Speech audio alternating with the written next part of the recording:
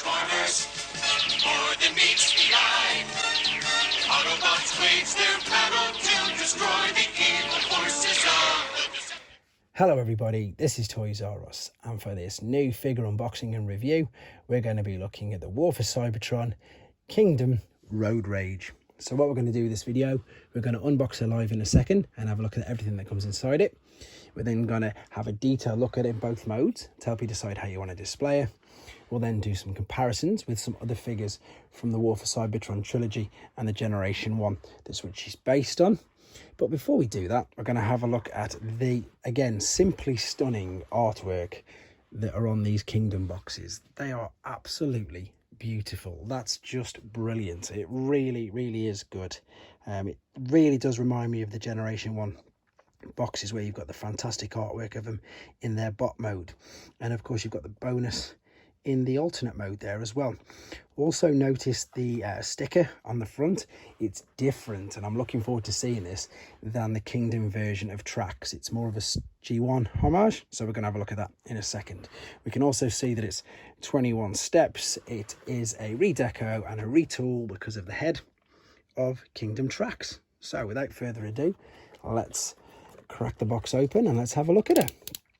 So it looks like there's one bit of tape here. Yep, I think that's it. Yeah, just the one bit of tape just underneath there. That's good. That means you can open this one without causing any damage at all. Now, I'm really pleased I was able to get this. I know, I think it was a Target exclusive. I may be wrong. I know it was definitely an exclusive somewhere in America. So I thought, oh no, we're not going to be able to get this. And then randomly on a Transformers Tuesday, it just popped up. There's the accessories on the back on Hasbro Pulse UK. And of course, I took the opportunity to order her very fast. So there we go. There's nothing else. So there's no collector's card or sticker. You've just got, as I say, the accessories hidden behind there. Got the normal instructions, which you'd expect to see. And that's about it. So I'm going to quickly free her from there, and then I'll be right back with you. Okay, so there we go. I've freed her from her packaging, and let's have a good look at her. So, as I've said, we're going to look at the head sculpt first and foremost, because this is why it's a retool and not just a redeco. So the head sculpt is based on the Takara Masterpiece version of it. Just in case you can't remember, there's Kingdom Tracks' head. So you can see there is a difference between the two, and I'll be doing a bit more of a comparison later on as well. But again, this won't take too long because it's as you'd expect with the newer figures.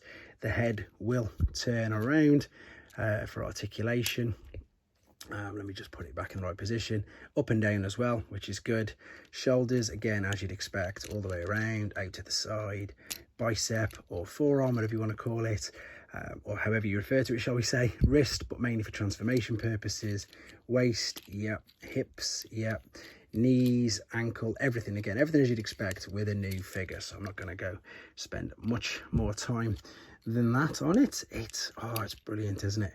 It does look really good. The legs look okay. I mean, I know there's quite a lot of QC issues with them tabbing in, and I still haven't got a problem at all with the floaty feet. It's it doesn't bother me at all. I just think she looks beautiful. It's a real good version of her. So what I'm going to do now then, we're going to have a quick look at her in an alternate mode before coming back, and then of course attaching her accessories and doing some more comparisons. So coming right back at you with her in an alternate mode. Okay then, so we're back, and as you can see, she's in her alternate mode, and again, she just looks stunning. I just really like this mold. I just think it's beautiful. I did with the Tracks. I'd love to tell you that I think that they fixed the problem with the tabs, but as you can see, it's still not 100%. They do still pop out a little bit, but the thing I said about last time with Tracks is that I'm not going to display it. Even though this is a beautiful alternate mode, I won't be displaying it in. Yes, of course, Hasbro should be, you know, fixing these, and they shouldn't be getting out like this, but for me personally, it's not going to bother me too much. But again, I want to make you guys aware, giving an honest opinion on it straight away, and you can see that it does still pop out. Wheels look really good. Of course, they go round. Transformation process, again, I did off camera. A couple of reasons: one, to keep the length of the video down, and two, not to spoil it for yourselves, because this is a pretty slick transformation, to be honest. You've obviously had the faux chest all hidden away inside there. Now, what I was referring to earlier about this sticker is this is much more of a Generation 1 homage, as you can see. That is Generation 1 Tracks, and I know that this is Kingdom Tracks, and I know that he's not in his alternate mode, but that is all they have on the front of him, and it's totally different, and it just doesn't look anywhere near as good. And that was the only bit that I could pick fault at with the particular Kingdom tracks, apart from the tabs, for the aesthetics purpose. So on here we've got 5mm ports on the side and at the back, so you've got a choice. Don't think you'd want to, but I'm going to show you that you can. So you can attach the weapons on the front of the wings if you wanted to, but of course where they're mainly supposed to go is the double one will go in the back like so, and then of course you can attach this on to that part as well. Now of course she's got the bonus flying mode, which is, I'm going to show you, in fact there's a picture of it there, and this is of course exactly the same as track. So I find it personally easier to take them off, fold these out at the back, get the tail fins up.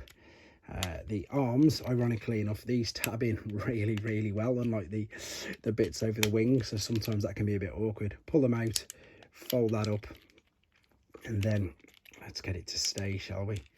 There we go, that's the one side done. Same with this side. Untab it. As I say, you can see typically this particular bit, the one that you want to move out and move around, is completely stuck in, but the bits that you don't want to be, i.e. these bits, the wings, they typically come out. But there you go. So there she is in full I was going to say flying far, but of course she's a flying car. And again, I don't mind my mistakes, so I'll keep that in and give you guys a giggle. But there you go, there she is in flying car mode. So what I'm going to do now for the final part is come back to you with her in a robot mode. We'll have a look at the accessories, how they fit, and do some comparisons. Okay, thanks. Okay then, so we're back for the final time, and let's have a proper look at it in a fully transformed robot mode. So again, I did mention she does have this floaty feet sort of effect, and these tabs again are still popping out a few times, but she will still hold, she will still display. And again, you've got to consider that this is of course carpet, so it's not the best thing to have the figures balancing on, but you know, again, she looks really good. Yep, same as tracks. A lot of the kibble of the car is of course folded up as a huge backpack. So with the weapons, you've got a choice. You can either have 2 blasters, 1 in each hand, like so, which is something that I won't be doing. It looks all right. I suppose you could still pose them doing that, but of course the main place for this to go would be above her head, like that, a bit like the G1 figure itself. So in fact, I've just twisted and contorted everything. Let's get her standing up nice and straight. There we go, just so we can do some comparisons. Now I've got a red this is the diaclone version, so it's not the original MB tracks, and I have got no accessories with it, so I can't really do a proper comparison there, but you can still see what the homage is to. This is the G1 tracks normal version, and there again you can just see where they're getting all the ideas from. Again, brilliant. This was beautiful, but back in the day, these are still really nice now as well.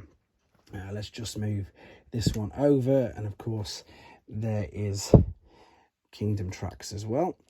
This guy probably won't stand up for me now because I've just jinxed myself. Oh no, there you go. So you can see the differences. They all look really good. As I say, I'm impressed with the way that they display.